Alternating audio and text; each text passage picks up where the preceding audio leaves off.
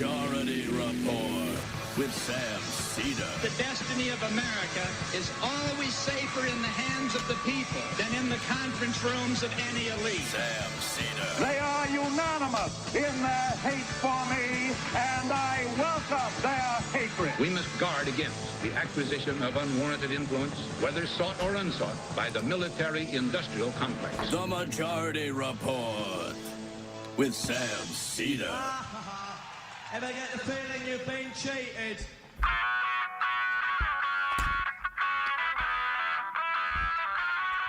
It is Tuesday, March 12th, 2024. My name is Sam Seder. This is the five-time award-winning Majority Report. We are broadcasting live steps from the industrially ravaged Gowanus Canal in the heartland of America, downtown Brooklyn, USA. On the program today, Brian Concannon, human rights lawyer and executive director of the Institute for Justice and Democracy in Haiti, on the latest U.S. midwife crisis there. Meanwhile, Biden pounces on Trump's call for Social Security and Medicare cuts. Intel report says Bibi Netanyahu's government is in jeopardy as the Biden administration paints their red line a little bit orangish when it comes to a Rafah attack. 7 Democratic, 1 Independent senators sign a letter to Biden calling for an end to providing Israel with offensive weapons because of its violations of the rules of war. Meanwhile, U.S. CIA director says a ceasefire is necessary to keep children in Gaza from starving to death. World Central Kitchen sending an aid ship to Gaza with 200 tons of food. In this country, consumer prices ticked up a bit. And while Washington State uncommitted vote expected to be strong, today is likely to be clinch day for both Trump and Biden's nominations. As of yesterday, now newly ex-special counsel Robert Hur heads in front of the Republican-led Judiciary Committee, unchained from DOJ ethics, to testify that Biden is old. Meanwhile, Trump slashes the staff at the RNC. 60 staffers cut. Lawyers are much more valuable. The National Labor Relations Board finds Trader Joe's threatened its workers before a union vote. And in India, Prime Minister Narendra Modi's government announces that the rules to implement the 2019 citizenship law that excludes Muslims. All this and more on today's Majority Report. Welcome, ladies and gentlemen. Thanks so much for joining us. We got a lot of stuff to get to.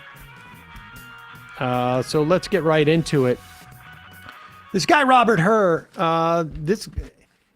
you can't help but be reminded in situations like this that Merrick Garland has seemed, it's shocking. The Attorney General is not supposed to be the president's lawyer. The Attorney General is supposed to have some measure of independence. They're supposed to make decisions distinct of any type of like political considerations. Partisan considerations. And however, their job is also to pick good personnel for investigations. And to pick a partisan like Robert Hur, appointed by Donald Trump to the U.S. Attorney's Office, who left the DOJ yesterday so that he was unshackled from the constraints put on folks working at the DOJ in terms of testifying on the Hill is, I think, just indicative of Merrick Garland not being a terribly good judge of character. And it's not like this is some, this is the guy in charge of making sure the copy room is working. This is a special prosecutor who is handling the case of Joe Biden. And, it is conceivable to imagine that there are Democrats who can handle stuff like this. You would never, ever, ever, ever, ever see a Republican attorney general pick a partisan Democrat to be the sole investigator of a Republican president. It simply wouldn't happen, and no one would bat an eye that they didn't do that. It's like a disease within some of these Washington Democrats. The idea that there could be a, Democratic Secretary of Defense or a Democrat special prosecutor just goes beyond them. And I raise this in particular because we saw Bill Barr do this in the Mueller investigation. In fact, we saw Mueller to a large extent do this too. But Robert Hur, in delivering his non-charges, made a lot of editorial comments about Joe Biden being old. Now, of course he's old. It's quite obvious. Newsflash. But he also characterized the investigation and how Biden came off during the investigation, which now seems to be quite at odds with the written transcripts of their questioning sessions.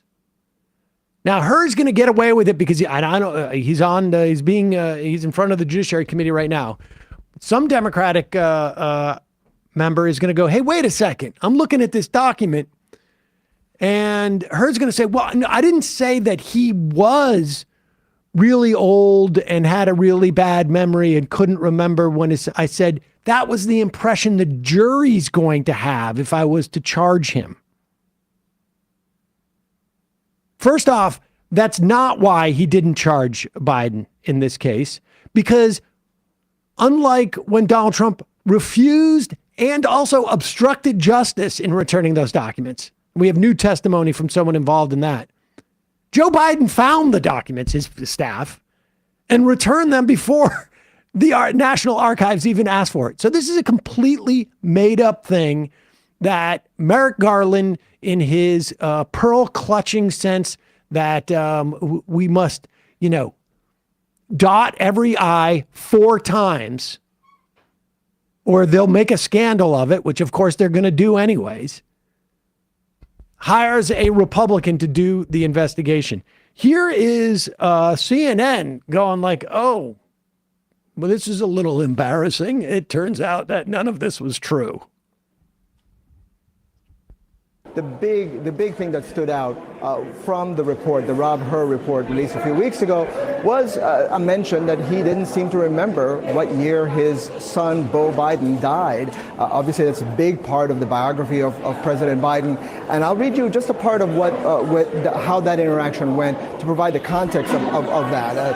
It's part of a discussion of how did he keep track of documents that he was using. This is at the time that he had left the vice presidency. And Joe Biden says, it puts the context of 2017, 2018, and then he says, remember, in this time frame, my son is either deployed or is dying. Again, he's the one that brings up Beau Biden in this context. And then he says, what month did Beau die? Oh, God. May 30th. And then someone in the room, or several people in the room, say 2015. And what comes across there is obviously he doesn't say the date, but he's the one that brings it up, and he's also the one that says May 30th. And as you look through this transcript, again, repeatedly he says he doesn't know how things got to where the FBI found them when they did these searches. He says there's another interaction with Rob Hur. All right, pause there for 1 second. So I just want to make that exchange clear. It wasn't like Robert Hur said, "Do you remember when your son died?" And he's like, no. He's dead? What he's trying to do is pinpoint the relationship of what was going on with his son at the time. He was either still deployed or it was clear that he had brain cancer and he was dying. And I'm trying to figure out, this of course is after I've left the White House, whether it was 2017, 2018. Now, what month did Bo die? Oh, May. It was May 30th. And then other people in the room say 2015. And so he's not, it's quite clear that through the trauma of his son having brain cancer at that time, like, you know, sorting out what that timeline was 8 years earlier. Meanwhile, he's been president for 3 years. It's a pretty which thin probably, yeah. I mean, this is not. Now, look, Joe Biden is. We've been through this. It's just that this is a failure by Merrick Garland to allow for this type of bat-crat crazy Republican partisan to create this narrative. It was also a failure on the Biden administration and the Biden political people to allow Biden to jump out there and have to address this because it's clearly BS. So the guy's moving on now to the way that Biden is responding to the questions about literally, I guess there was a box or two in his garage. And they'll read it. Like Biden's going like, I don't know where the beat up box was. Obviously being like, come on, man, type of thing.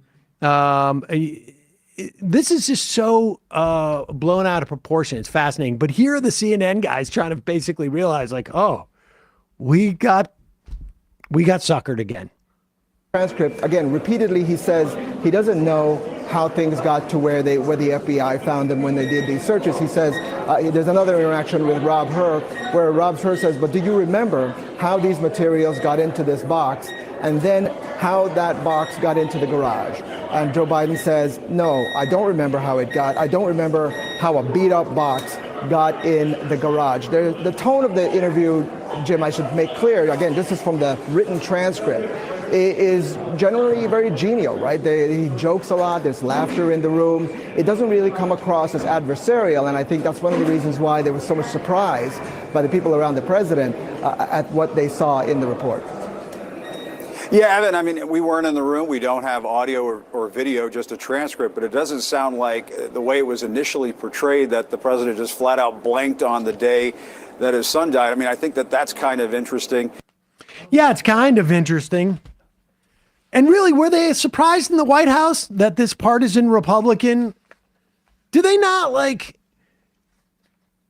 how long is it going to take to get? Like, if Donald Trump appoints a guy U.S. attorney, it's because that guy's been vetted by the Heritage Foundation. And if that guy's been vetted by the Heritage Foundation, he doesn't give a crap about decorum or ethics or whatever it is that they think that he would subscribe to. It really is an amazing failure all around here.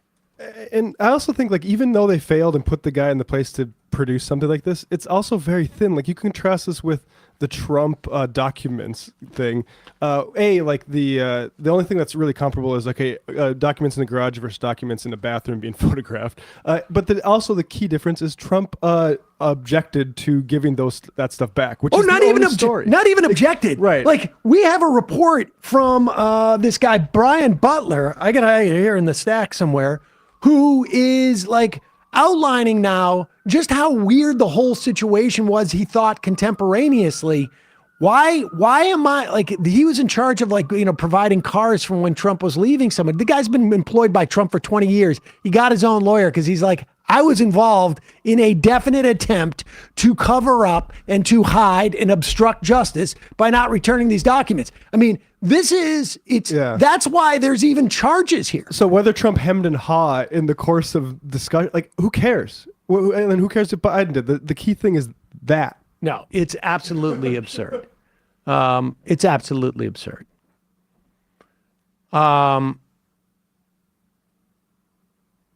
We got to take a quick break. When we come back, we're going to talk to Brian Concannon. He's a human rights lawyer, executive director of the Institute for Justice and Democracy in Haiti.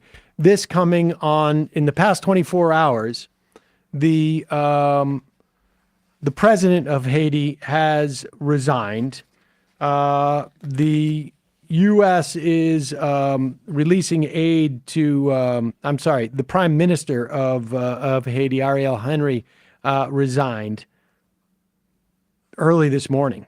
The U.S. is pledging $100 million for a multinational force, and then another 33 in humanitarian aid. This $100 million in a multinational force is really a problem, and we will talk to Brian Concannon about that. This has been going on for a couple of years, where the U.S. Really sort of foisted Henry on the Haitian people in the wake of Jauven's assassination, which comes in the wake of various coups that the U.S. has purported over the years. A lot of weight. And the attempts by Haiti to sort of like nurture a nascent democracy again and again and again. We're going to take a quick break in a second, and we'll be talking to Brian Concannon. Just got a couple of words from our sponsor today. Emma's not here.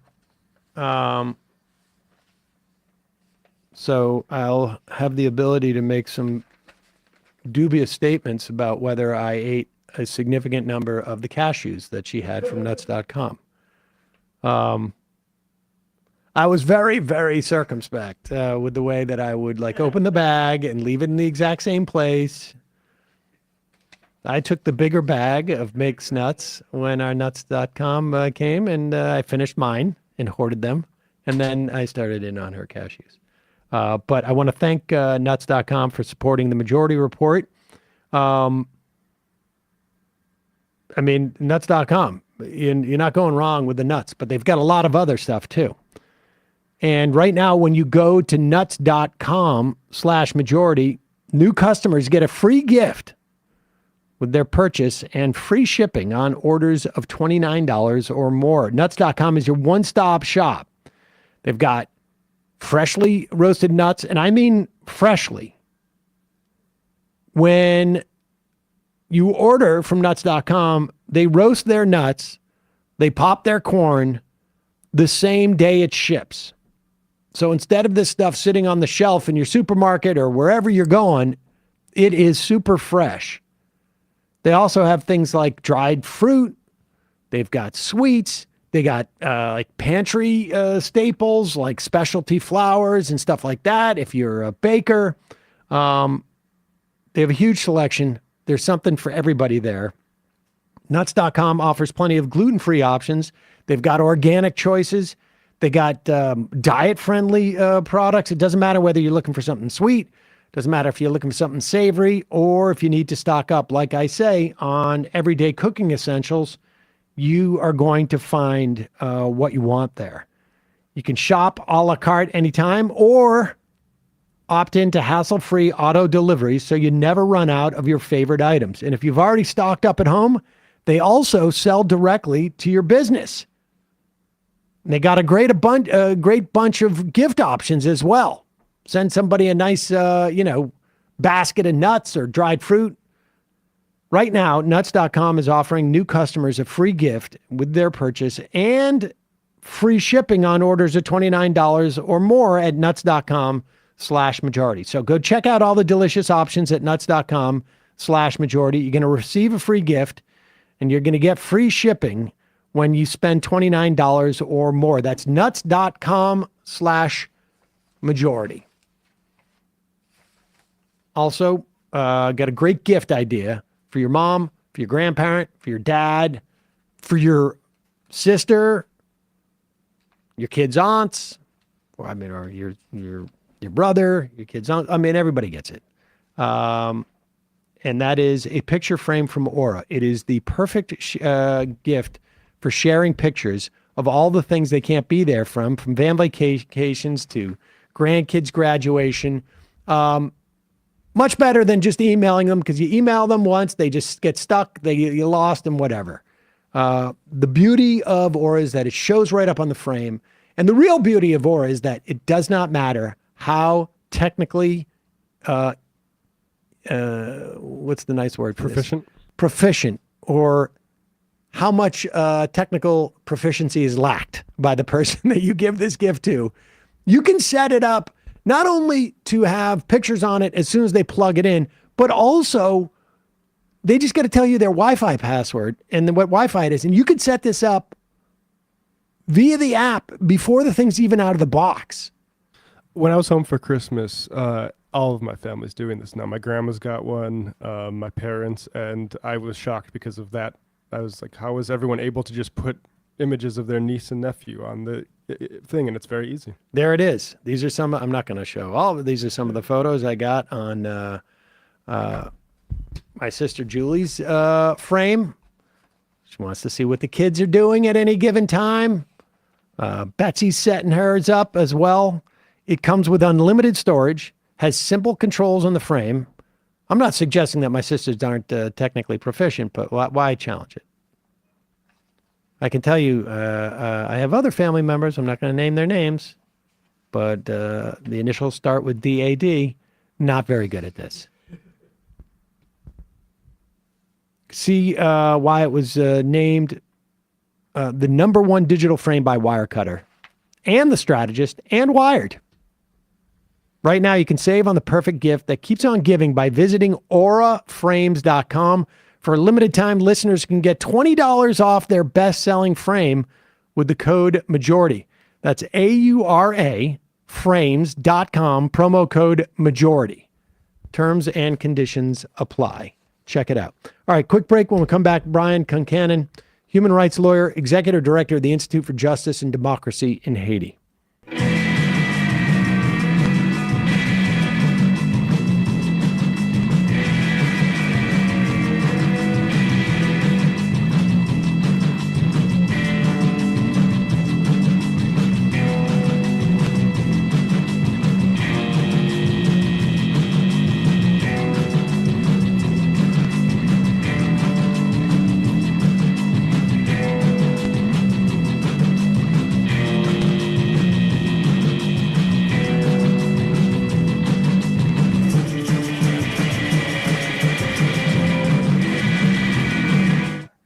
We are back.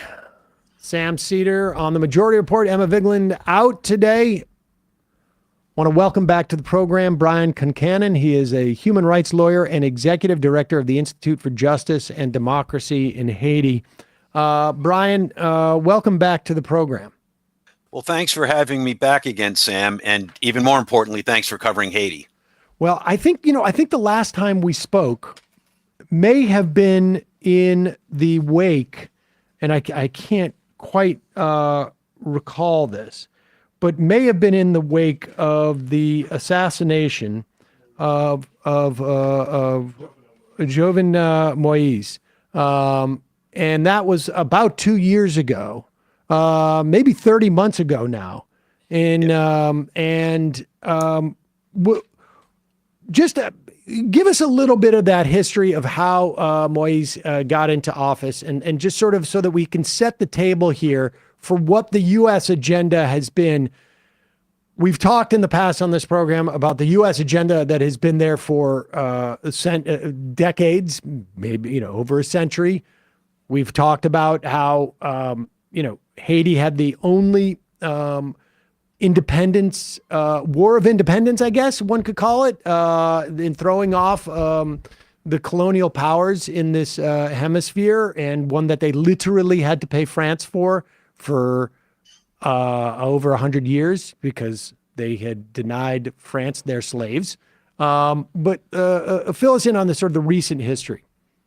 Yeah, Haitians would love to hear your account because they insist that history needs to start with them becoming independent in a world run by countries that got their power through slavery, and how the world could not allow them to succeed. And they would say that exact same dynamic is still in play. I mean, the powerful countries in the world are still the countries that, for the most part, that got their power through slavery, and Haitians continue to be punished. The most recent developments on that. So President Moise, and I think as we discussed 30 months ago, had overstayed his term. It was violation of the Constitution, but the U.S. supported him, so he stayed. 2 days before he left, he announced that a man named Ariel Henry would be his prime minister, but Henry was never actually installed. Moise was killed. Everybody agreed that another person, Claude Joseph, who had been prime minister, would continue in that spot. But then a week later, an organization called the Core Group, which is a group of countries, no Haitians included, led by the United States, the Core Group installed Henry as prime minister through a press release.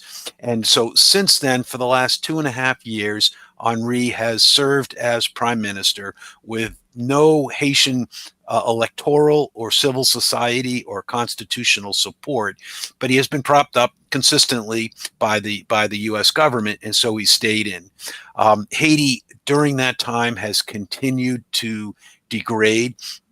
The PHTK party, which has basically run Haiti for the last dozen years, has been persistently dismantling the democracy.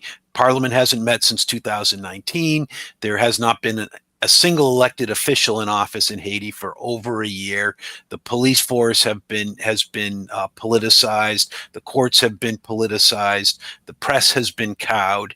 And this process has continued inexorably over the last 30 months.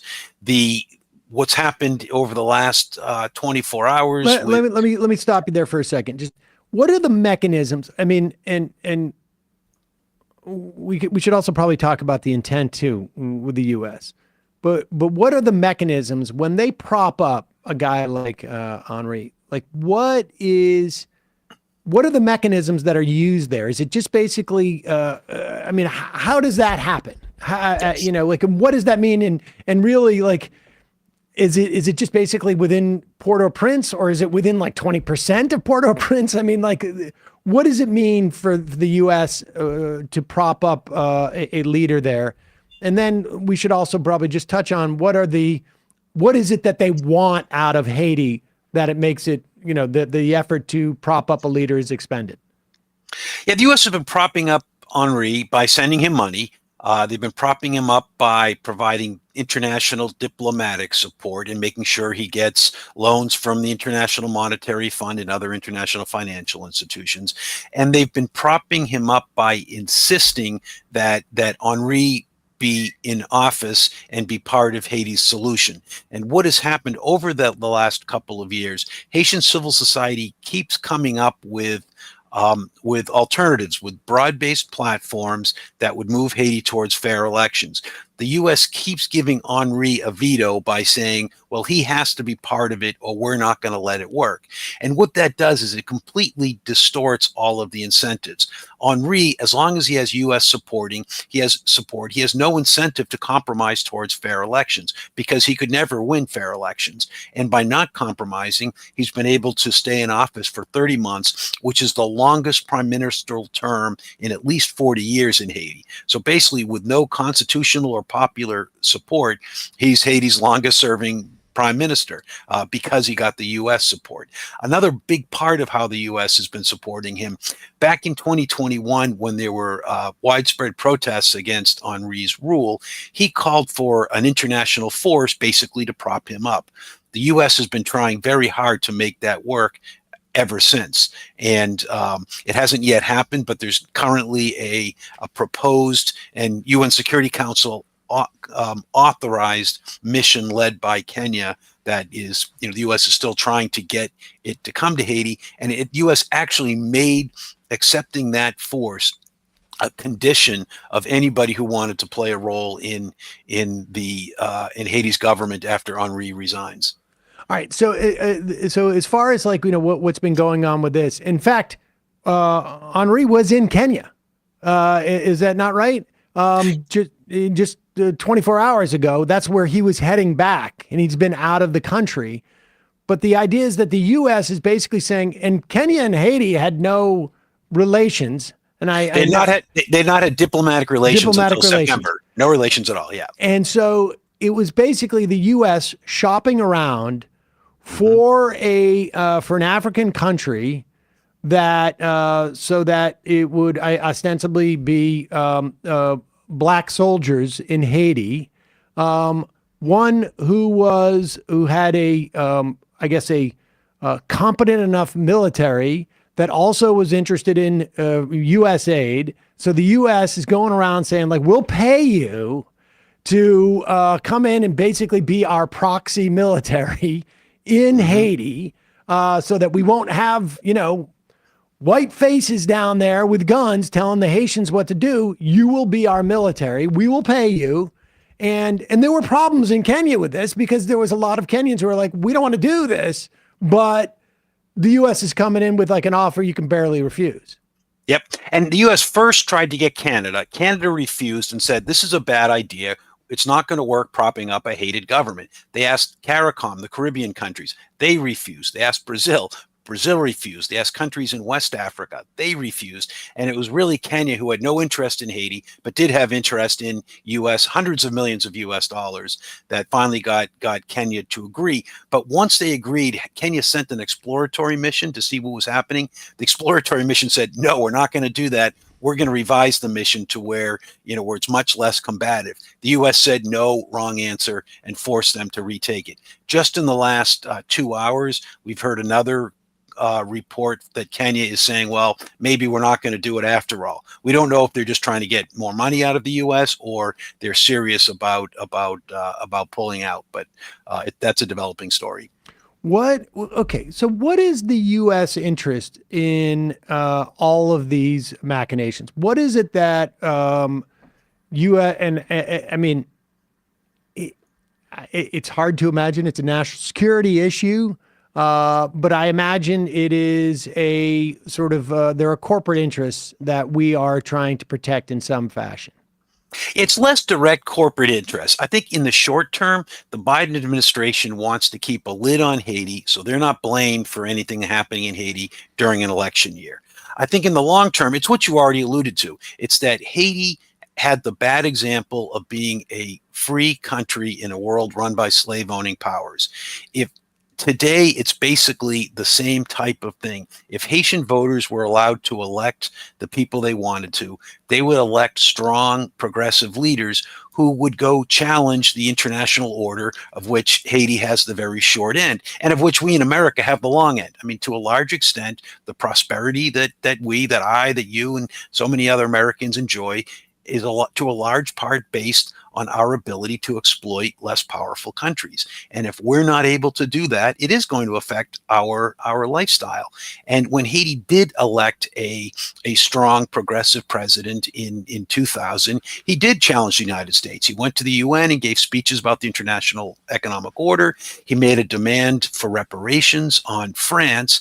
And because of that, the US and France got together and they literally kidnapped him, because we can't accept that Haiti be a bad example of liberation. If Haiti's, and this is exactly what Thomas Jefferson said back in 1802, and it's still the case, there's a fear that if Haiti's allowed to be an example of sovereignty, then other countries are going to demand that too, and there'll be a domino effect, and pretty soon that will in fact challenge our preeminent place in the world.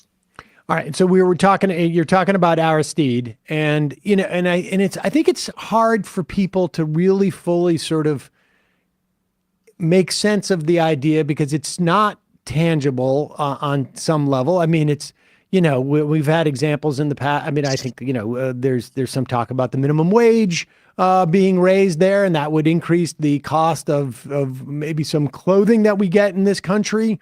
Among other things, there may be also other products, but this story about France, when Aristide wanted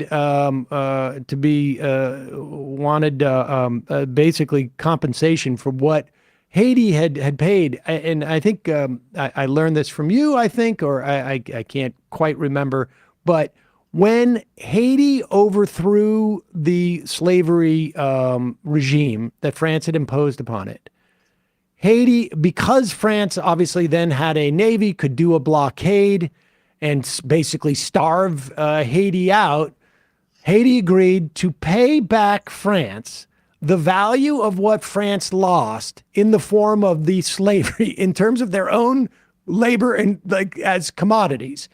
And they were paying this fee off for something like 160, 70 years. I mean, up until, what was it? At the almost like in the until the 1940s. Until the 1940s, 140 years, I guess, or so.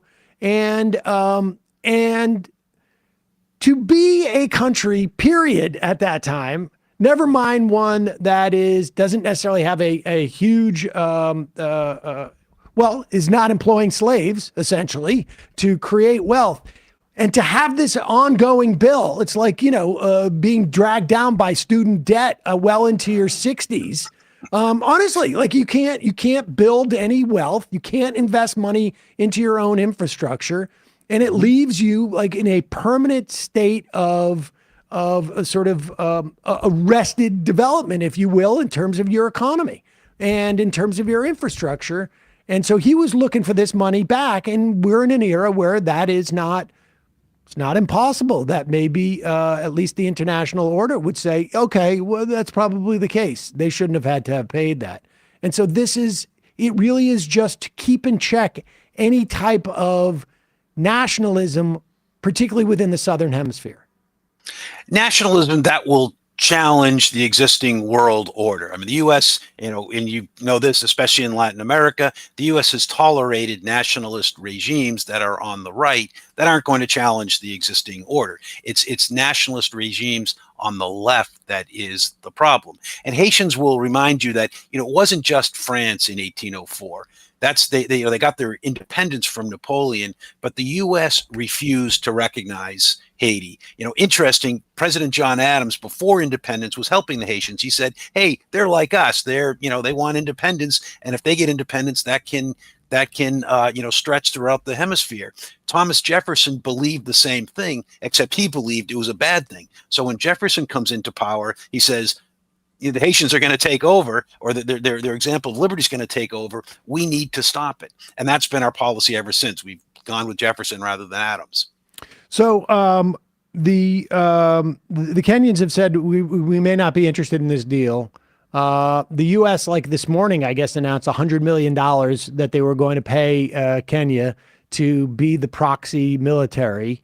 And they were also 100 more. That's on top of several hundred million more that's already been promised. And they're also going to provide another $33 million in aid to Haiti. If Kenya says no, what then? They're going to keep looking. They'll keep raising the price, and either Kenya or someone else, I think, will eventually take over the mission, because eventually the price is going to be right. And that's the plan, I'm sure. And that's stage one, and stage two is to install another leader in Haiti that is again essentially in the pocket of the U.S. Yes, it's slightly more nuanced. So what happened last night in negotiations in Jamaica? The U.S. under the auspices of CARICOM brought together a lot of Haitians. It was called a negotiation, but it was more an audition. They brought some political parties that had a chance of winning fair elections, some that did not, and they said, look, you all have to get together and come up with a transitional government.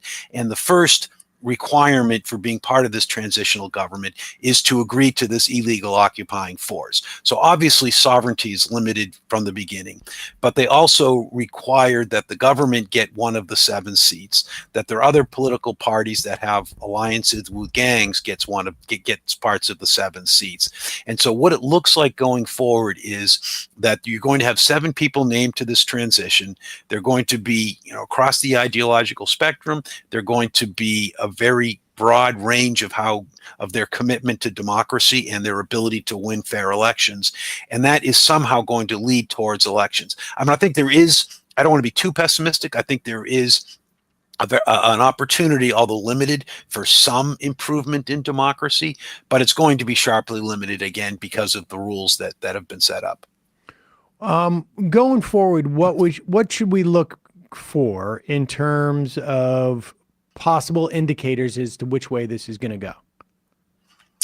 I think it depends on, whether the international mission is a big deal. I mean, as long as that's deployed, that is a deep limitation of Haitian sovereignty and democracy. If the best case scenario on that would be that you allow some kind of legitimate Haitian government to decide how the international community can help. There are good arguments, and Haitians are making it, that they need international forces, but everybody in civil society says we don't need an occupying force that was really designed to prop up this hated government.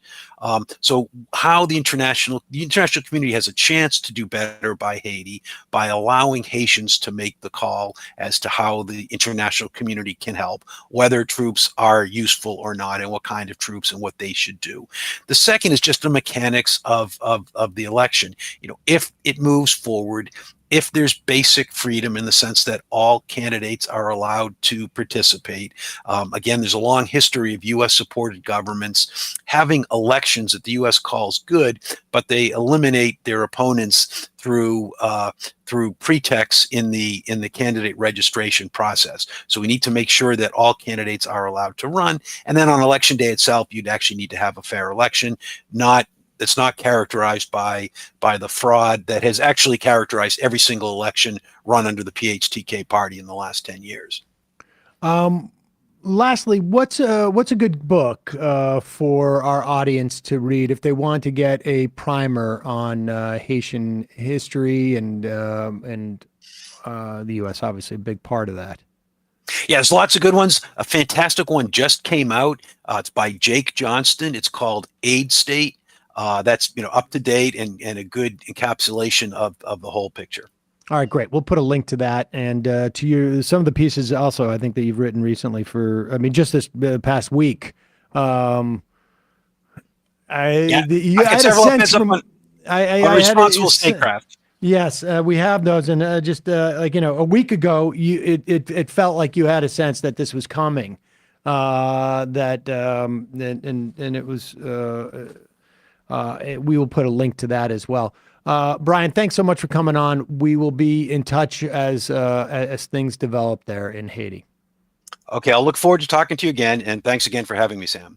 All right, folks. We will put a link to Brian Concannon's writing and to that book as well at majority.fm and within our YouTube and podcast description. Let's get to some other news that is going on.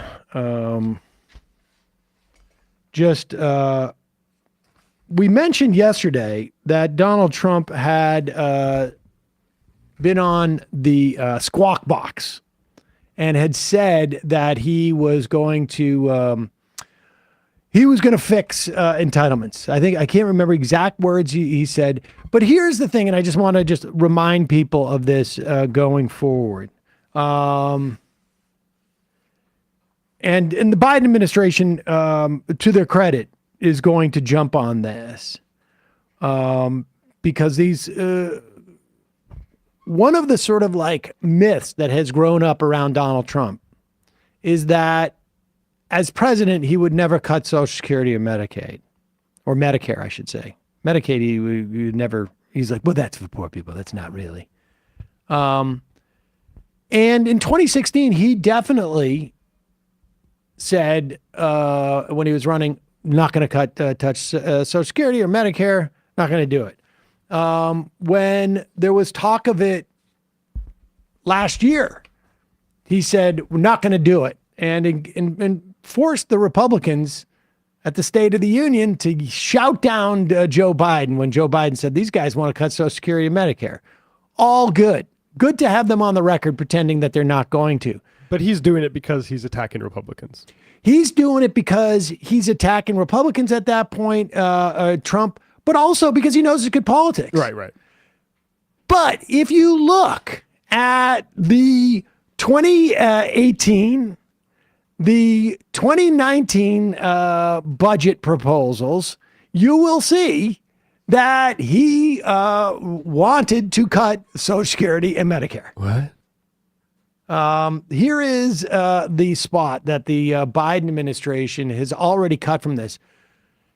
And I say this because, there's been a lot of, I think, genuine concern over the anemic quality of Biden's campaign.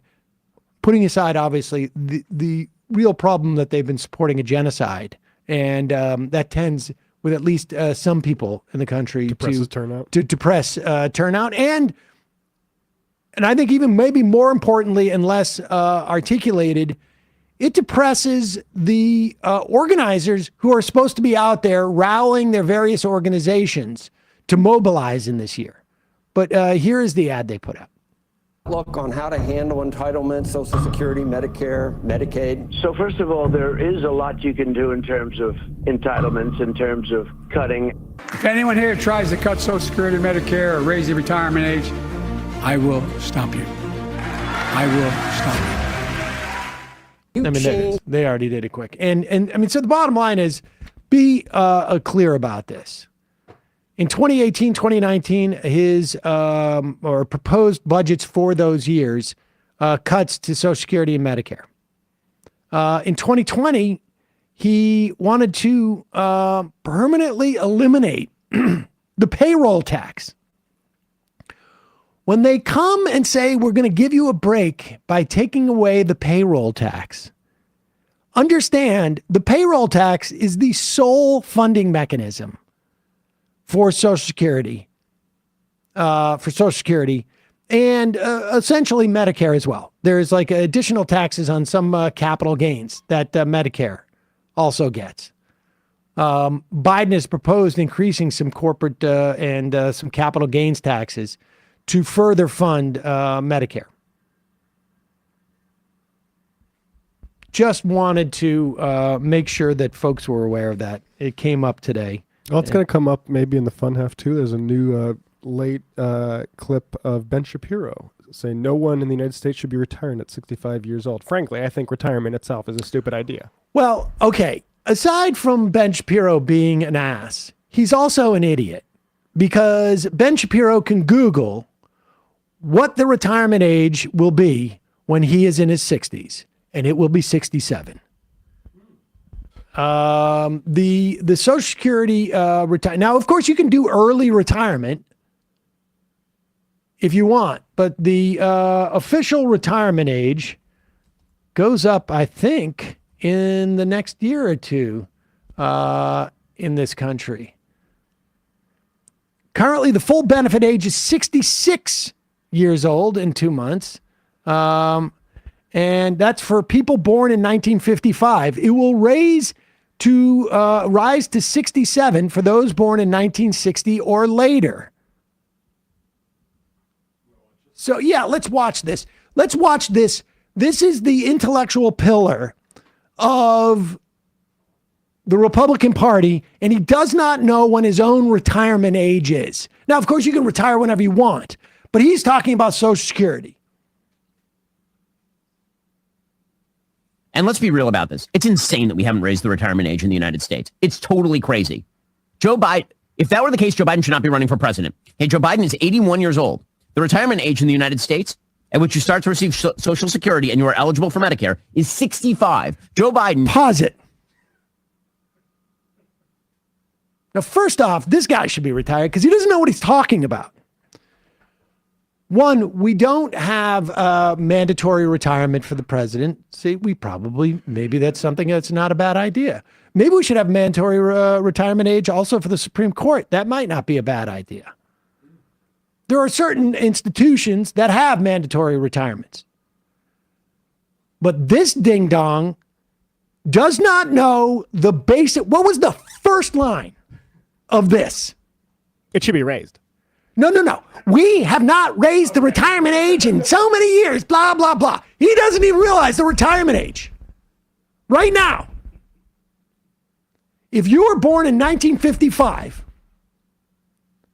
you are age, what is it, 70? What is it? Where are we now? You are age 70 next year? 1955? 45 plus another 25, right? You're 70. If you were born in 1955 to 1960, the retirement age is 66 years and 2 months. And if you are my age, or even like 5 or 6 years older, like if you're 62 now, your retirement age is at 67. So he doesn't know what the hell he's talking about.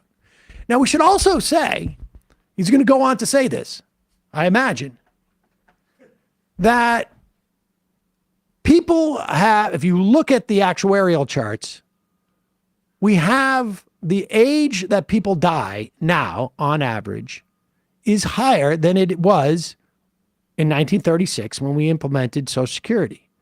However, those age gains have all happened. Almost 90% of those age gains has happened to people in the top 50 percentile of wage earners in this country. In other words, if your job is to sit on your ass and talk into a microphone like mine, your age expectancy is something like 7 or 8 years longer. Depends on whether you are male or female.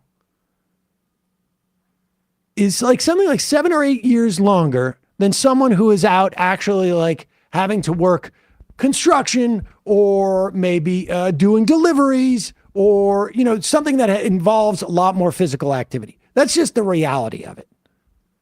Now, he doesn't give a crap about any of that. He's just lying. He's just trying to shoehorn both the two agendas that Republicans have, at birth, which is defeat the Democratic president and also cut Social Security so that people can't have a dignified retirement. When Social Security was implemented, it kept 2/3 of our elderly out of poverty. It still keeps something like half of our elderly out of poverty. Maybe more. I think we have something like 1/3 of our elderly exclusively relies on Social Security. And the rest, a significant portion are kept out of poverty. And I should add that when your parents are not living in poverty, you have the ability to build your own wealth. Because you're not feeling like, oh, I feel bad that my parents are eating cat food, so I'm going to pay for them. Play this. And let's be real about this. It's insane that we haven't raised the retirement age in the United States. That's not real. It's totally real. crazy. That's not real. Joe Biden, if that were the case, Joe Biden should not be running for president. Hey, Joe Biden is 81 years old. That's also not the what retirement age in the retirement United age means. States, at which you start to receive Social Security and you are eligible for Medicare, is 65. Joe Biden has technically been eligible for Social Security and Medicare for 16 years, and he wants to continue in office until he is 86, which is 19 years past when he would be eligible for retirement. No one in the United States should be retiring at 65 years old. Frankly, I think retirement itself is a stupid idea unless you have some sort of health problem. Everybody that I know who is elderly, who has retired, is dead within 5 years. And if you talk to people who are elderly and they lose their purpose in life by losing their job and they stop working. Well, pause it. Wait a second. So what's the point? Joe Biden should retire or Joe Biden shouldn't retire? I can't figure out what he's trying to say here. Joe Biden's taking your advice, apparently. You got to work until he dies. Like, I think probably the stuff. Elderly and they lose their purpose in life by losing their job and they stop working. Things go to hell in a handbasket real quick. But put all of that aside, just on a fiscal level and on a logical level. When Franklin Delano Roosevelt established 65 as the retirement here we age, go. The average life expectancy in the United States was 63 years old. Today, the average life expectancy in the United States is close to 80. It's totally insane that you believe that you should be able to work from the time that you are essentially 20 to the time that you are 65, which is a 45-year period, pay in, and then you will receive Social Security benefits sufficient to support you and your family, you and your wife or whatever, for like another 20 years. Oh, pause it. Incidentally, I got a news flash for Ben Shapiro. Women work too. And so maybe, we're earning money for you and your wife. Unbelievable. Your family. Go ahead. You and your wife or whatever, for like another 20 years. That's crazy talk. That is not fiscally sustainable. The notion that if you have to raise the retirement age to 67 or 68, that everyone is going to fall apart. My parents are that age. My parents are not retired. And they shouldn't retire. It would be very bad for them to retire. By the way, it's disrespectful to people who are 67, 68, 69 years old to suggest that they are in the same shape as people who are 65 were in 1940. It's not true at all. Have you met a 65-year-old lately? Okay, all right, stop it. Pull up, will you just like Google in fact, like 2 years ago, this was before, incidentally, I think around the time where men's life expectancy actually started to drop in this country. But even before that, you can find report after report after report of the gap between the top 1%. Men in the top 1% of the income distribution have an expected age of death of 87.3, 14.6 years higher than those in the bottom 1%. Pull up, find another one. The fifth quintile, the average life expectancy is 75 years. This is, he's absurd. It's disrespectful to not work the elderly into the 70s. They could be like, detailing a car or something for a local car dealership. All the people that Ben Shapiro knows who retired at age 65 and died in 5 years. And like the whole thing about like, once you stop doing your job, you're going to die. Like, I think a lot more could be done in this country to enrich the post-retirement life of seniors. 100%. That is a problem with society. The idea that we have no purpose but for to work in this society is absurd. All right, let's finish us off. 40. It's not true at all. Have you met a 65-year-old lately? 65-year-olds are not old in the United States. They're not. Wait, pause it. I'm completely confused now. Joe Biden is old, but he should not retire. In fact, I've known people who retired at age 65 and they die at age 70. Well, that's what he wants in terms of fiscal responsibility, right? His whole problem was that people are going to live too long after they retire. Yeah. But now he's saying they're dying 5 years after they retire. Like, within this one little video, he has contradicted himself in almost every single way, in addition to the fundamental premise of what started the video being factually incorrect. Go ahead. In 1940. It's not true at all. Have you met a 65-year-old lately? 65-year-olds are not old in the United States. They're not. 68-year-olds are not old in the United States. Again, Joe Biden thinks he's not old, and that dude is running for president again, and that dude actually is old, and he's 81. I failed to see how a country in which our entire leadership class is 80 plus is telling you that we should have a retirement age of 65. It makes no sense at all. Well, because they're all sitting there, senators. They've all got the best health care. They've all got they've got one of the cushiest jobs you could possibly have, and the vast majority of Americans work a job that's much harder. God forbid you have any vibrancy or life or youth in you when you do not have to show up and work for some a-hole every day. You are not forced into retirement by Social Security. If you delay your Social Security payments, I think you have at least now a 5-year period of time in which you can delay before you have to start taking Social Security. And what it does is it actually accrues and increases in value.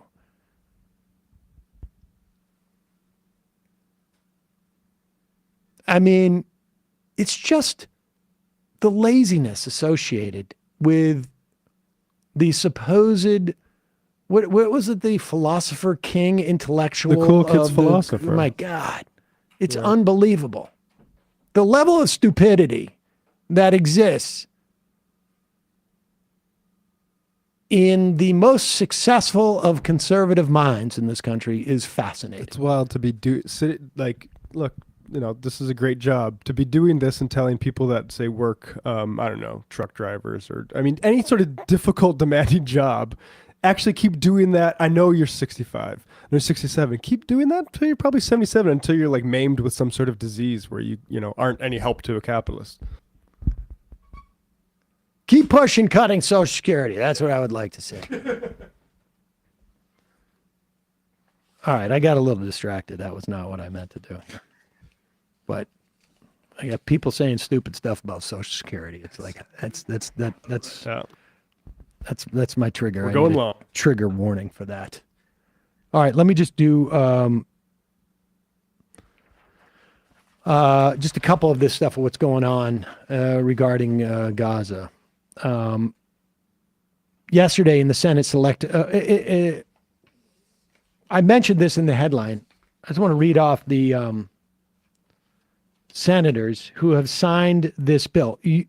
We are past, and supposedly it was March 8th, if I'm not mistaken, that the administration, and double check on this, the administration came out and said something, I think it was like this last week of February, we're given a deadline, and I believe it was before Ramadan, for the Israeli government to send a letter attesting that they are in compliance with U.S. law, which says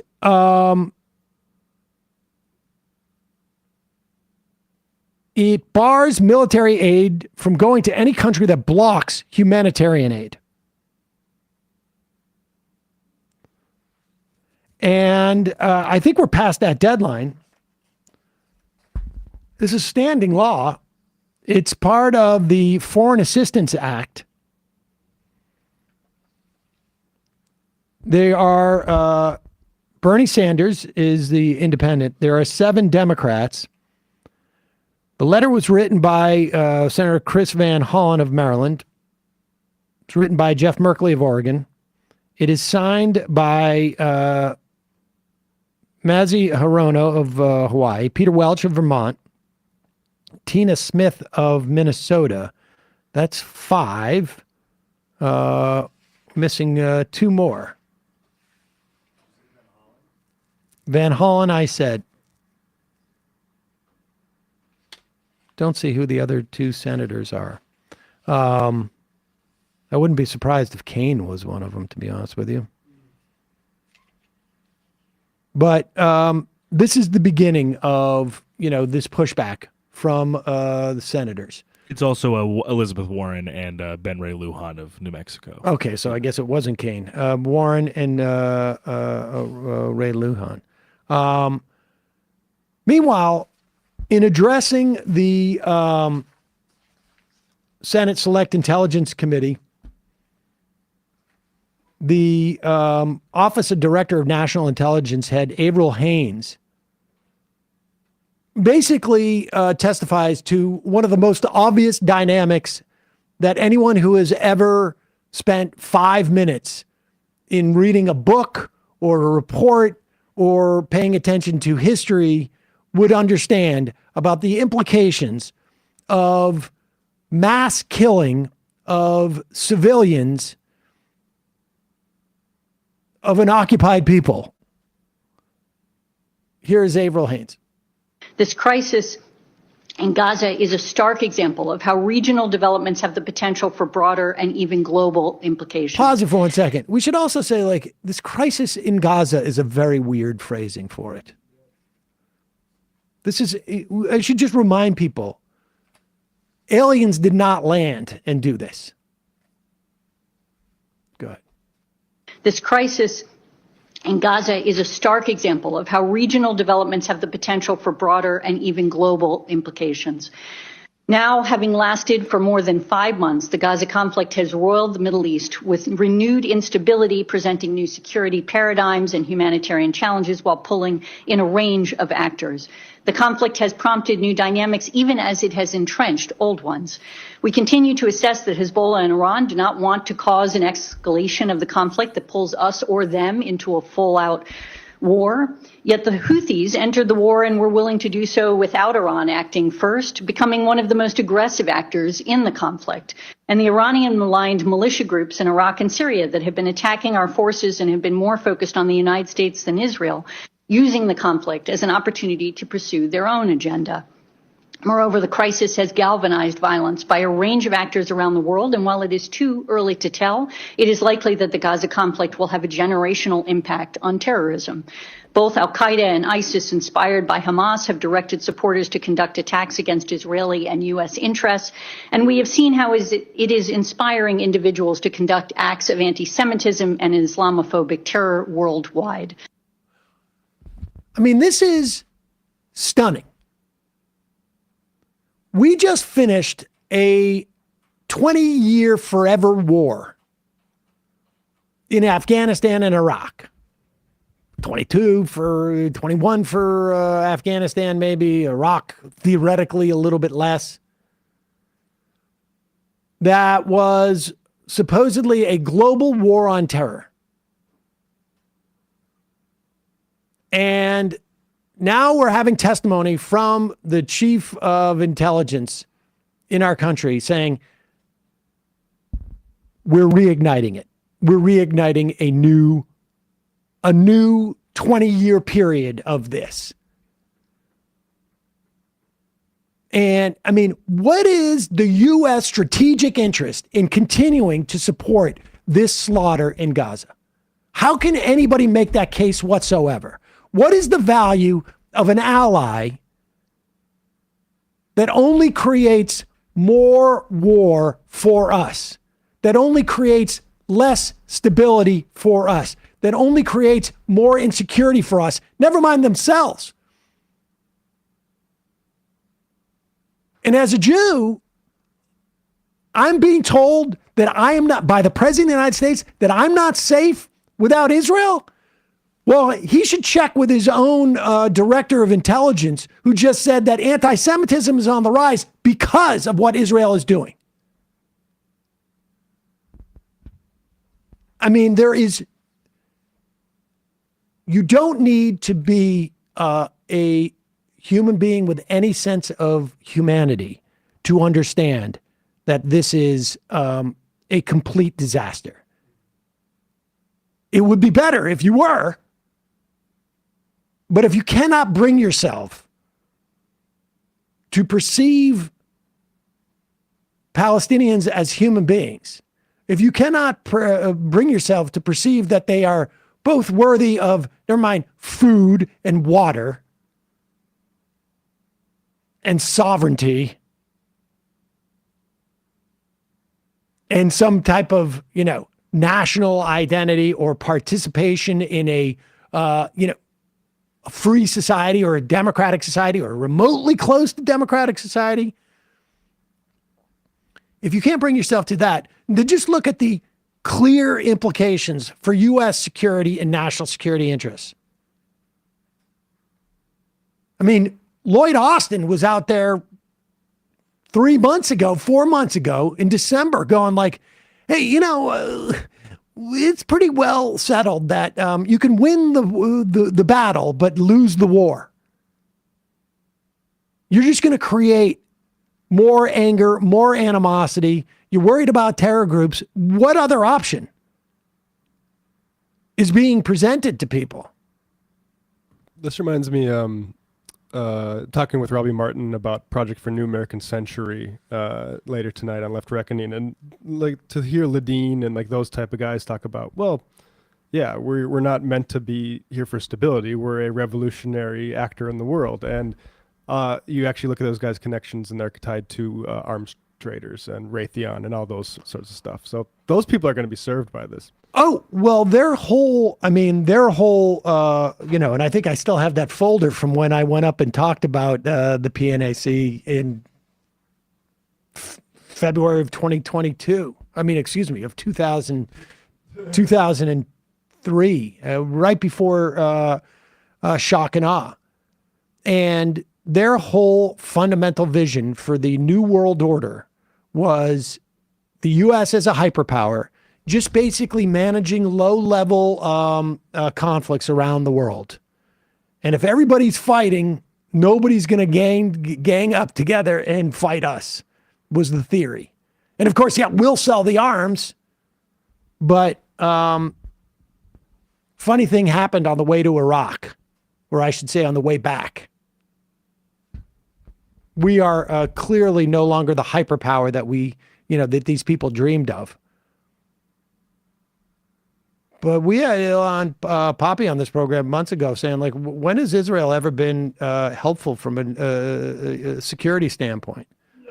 And I think that, like, I'm sure there is stuff that the U.S. national security apparatus perceives as being very helpful in terms of Israel. And maybe there's a beachhead. Disrupting Middle East. This is not, by any stretch of the imagination, helping on any a metric whatsoever. No, I think this is military, like, profit stuff. Totally. We're not thinking about security or any of that stuff. Totally. It's just amazing. Meanwhile, CIA Director Bill Burns said yesterday that reaching a ceasefire and hostage deal in Gaza is critical to addressing the massive humanitarian crisis in the enclave. The reality is that there are children who are starving. They're malnourished as a result of the fact that humanitarian assistance can't get to them. He's getting so close to the dynamic that's happening. It's very difficult to distribute humanitarian assistance effectively unless you have a ceasefire. It's also really difficult to distribute it if it's not being let into the country by the country that owns the keys to the cage around Gaza. I get he's in the middle of the negotiations, but these are, he's creeping up. He's creeping up to the line in terms of talking about it. And the other thing that I can't understand is, we keep being told over and over and over again that if Hamas gives up the hostages, then this is all over. But that's exactly the deal that Hamas has put on the table. Permanent ceasefire for hostages. And then all of a sudden the goalposts are moved. Well, we can't leave Hamas in power. Nobody believes that they're going to be able to defeat Hamas and eradicate them. Nobody believes that. Also, in particular, this guy doesn't believe it. Here's clip number 6. Netanyahu on Israeli TV. No, I'm sorry, Fox and Friends. And here he is talking about his red line. We don't want to put you in a difficult position because, we know that you have to work with the U.S. I know we're still strong allies. But there's been multiple comments, whether it was a red line from the President of the United States or Kamala Harris saying that we need a ceasefire now. I know there's been conversations in the press about a fractured relationship. Can you tell us about what's going on between you and the President? Because right now, what I'm hearing from the IDF and some of my friends that are going out there to battle Hamas is that they don't have the support truly of the United States right now, and that you guys are being pressured to come off the gas a little bit. Is that true? Look, pause it. Incidentally, the best way for you to talk about a genocide when you're on the news is to use like a euphemism, like touching the brakes or come off the gas. That's a little bit. Is that true? Look, we have our agreements on the basic goals, but we also have disagreements on how to achieve them. Ultimately, it's Israel that has to decide. Our neck is on the line. Are they encouraging you to get off the gas, though, Prime Minister? Well, I'm telling you that we're not getting off the gas. I'm telling you that we have to take care of Israel's security and our future, and that requires eliminating the terrorist army. That's a prerequisite for victory. That victory is important not only for us, it's important for the civilized world as we're fighting these barbarians. And let me tell you something. I've seen these recent polls where 82% of Americans... Pause it for 1 second. He's lying about these recent polls, incidentally. But the idea that they are now protecting all of us in the West from these barbarians, the idea that we hear these guys also cite and I think I mentioned this yesterday, but Dresden or Hiroshima or Nagasaki, or they use these allusions to World War II. Hamas does not have the strength relative to Israel or anybody else for that matter that the German war machine in World War II including the Imperial Japan and the Axis powers, had relative to the U.S. and Russia and Britain and France. That's just an absurd, it is an absurd analogy. And it's made because they know they need to justify the amount of destruction and pain and suffering that they have wrought on Gaza. And the only way to do that is to pretend that Hamas is the German war machine and the Imperial Japanese war machine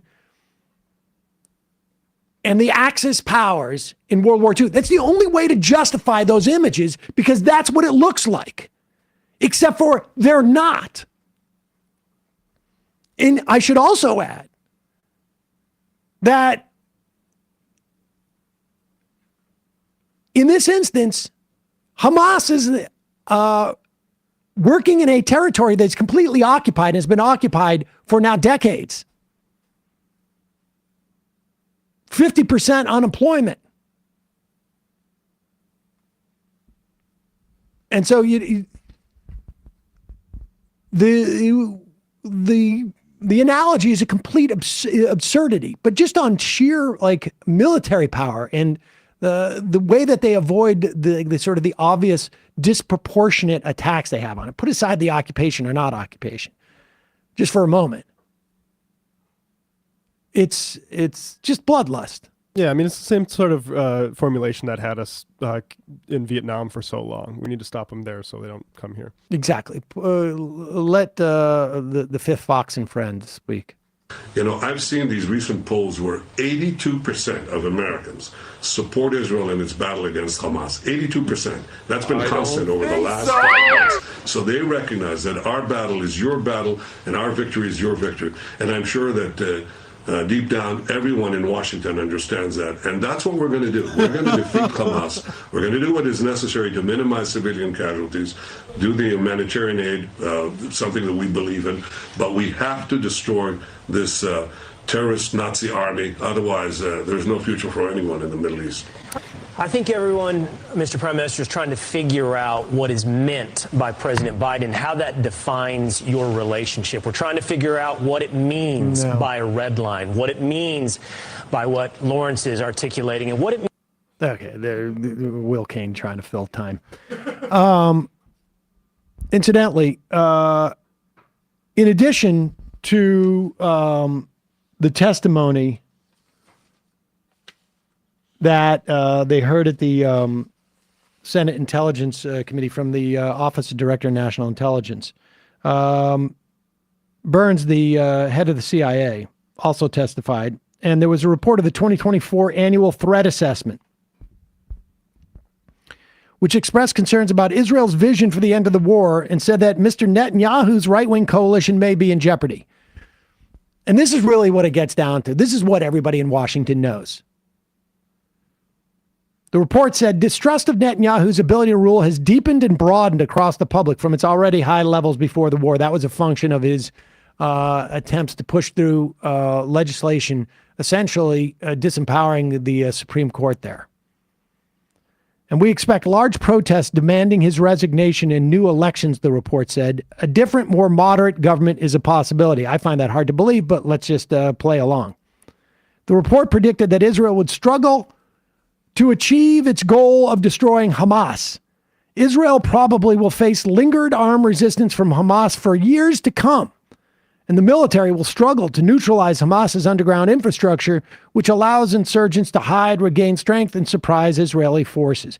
In other words, Bibi Netanyahu knows that the moment he lets off the gas, in his words,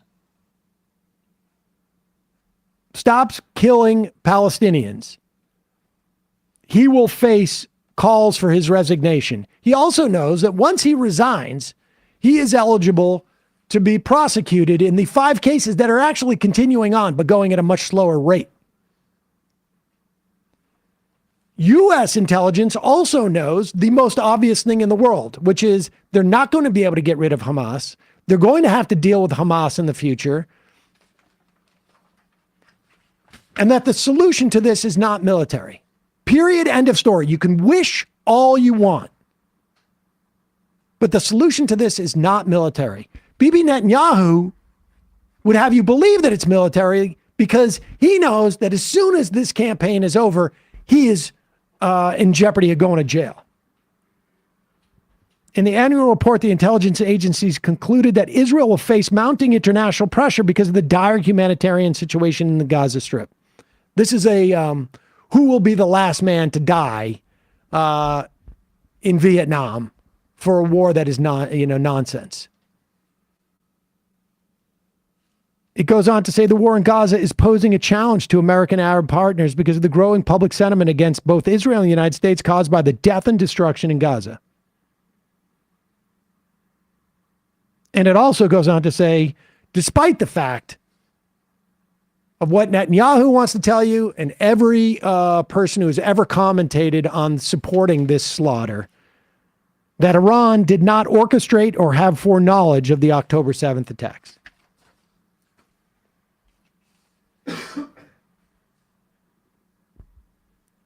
I mean,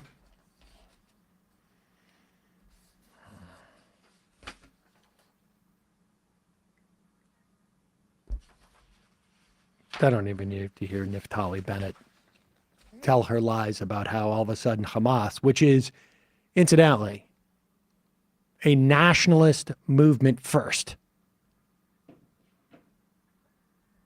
and a fundamentalist religious movement second. It's what made them different from the Muslim Brotherhood. Yeah, I was reading Frantz Fanon, A Dying Colonialism, and there's a good discussion on that. Dealing with sort of fundamentalist nationalisms rising in a colonial. That turns out it's a phenomenon that has been reproduced in other scenarios too. Not really conducive to forming a society when there's these sorts of divide and conquer going on.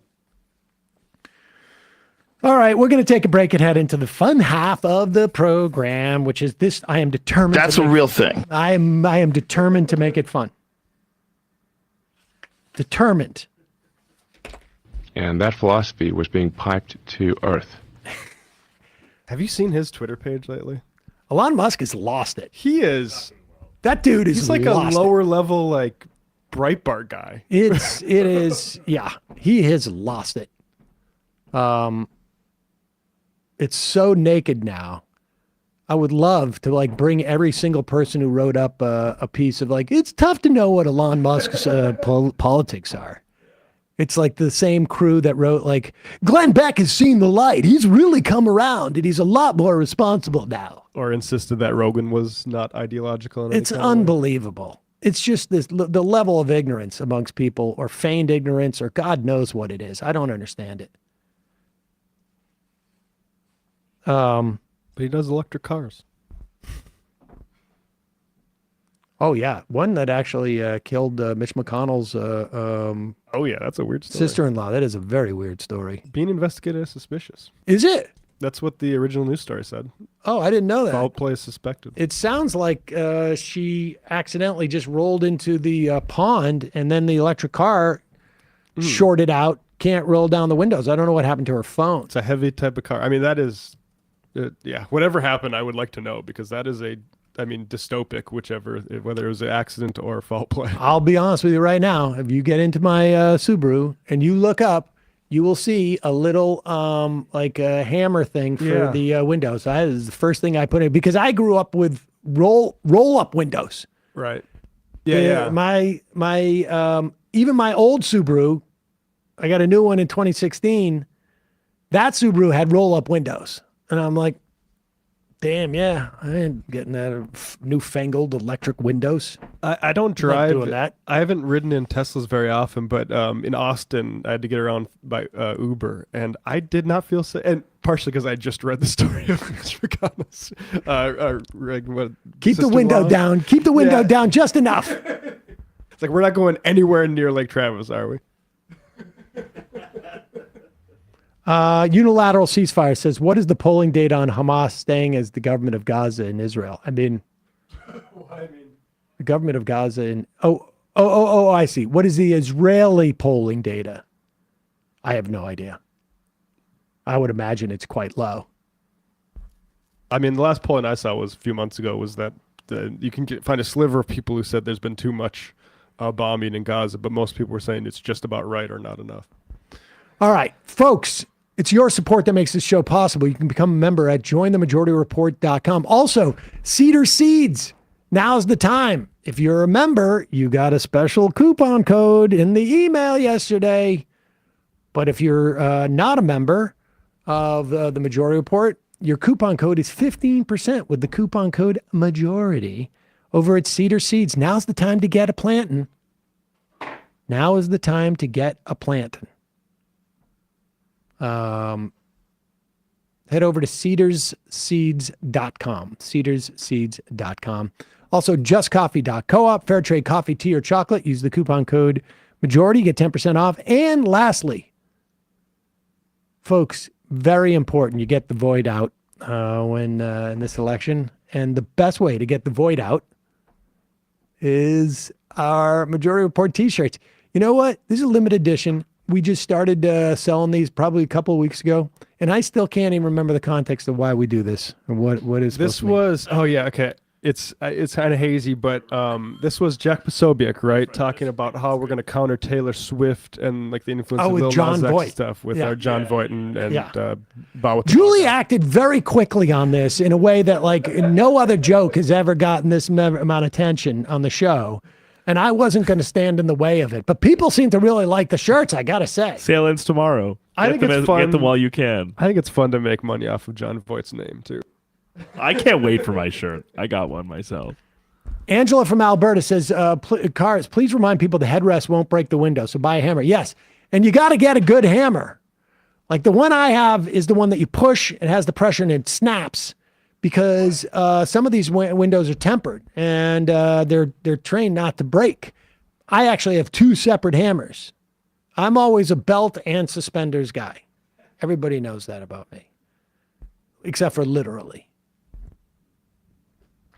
ESVN, am I doing it from the beach or no? No, I think I'm gonna double check with her when she's back, but I do believe that we will record something on Thursday just to get a little primer on what we've missed the last week, and but we will definitely be back Monday at any rate at 4 p.m. But youtube.com/ESPN show if you want to check out any other clips that we have or any prior streams. But we will either be back Thursday or Monday. Matt. Yeah, tonight on Left Reckoning, David Griscom's out again. He's still on honeymoon, so I'm going to use it as an excuse to get a little bit spooky and go into Project for a New American Century and their lineage up to Victoria Nuland with Robbie Martin of Media Roots Radio, who does that alongside Abby Martin. So it's very interesting. I don't know if you'd like his documentary. He did a 7-hour documentary, which is a lot of just footage of New American Century and then what do they call it, the Foreign Policy Initiative after it, and like their history throughout the period. Very wild C-SPAN clips and things that they were just really all the PNAC guys, like Pearl Kagan and especially. Yep. So yeah, we're gonna get into that and that's tonight. Patreon.com/Left Reckoning.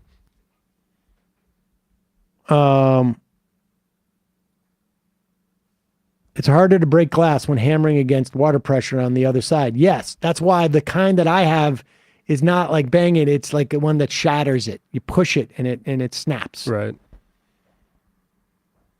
Hugo's Burger says, can we get an official "Oh no, Sam Seder, what an effing nightmare" a Majority Report shirt with a Giga Chad version of your face? Maybe that actually is a good idea. All right, folks. 646-257-3920. You are in for it. All right, folks. 646-257-3920. See you in the fun. Are you ready?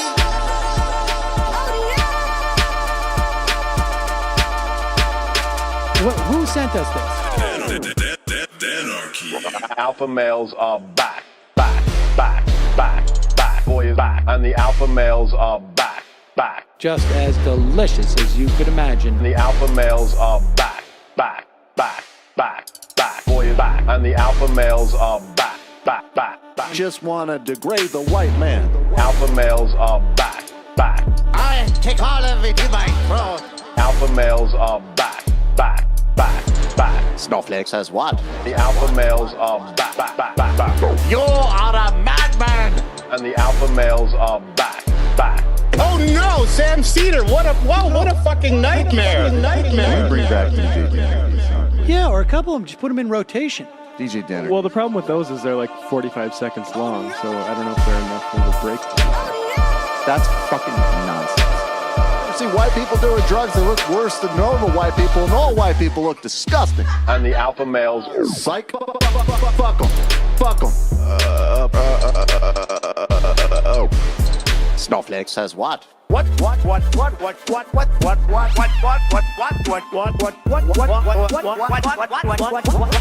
Snowflake says what? A hell of a lot of bank. A hell of a lot of bank. A hell of a lot of bank. Okay, I'm making stupid money. Hell of a lot of bank. A hell of a lot of bank.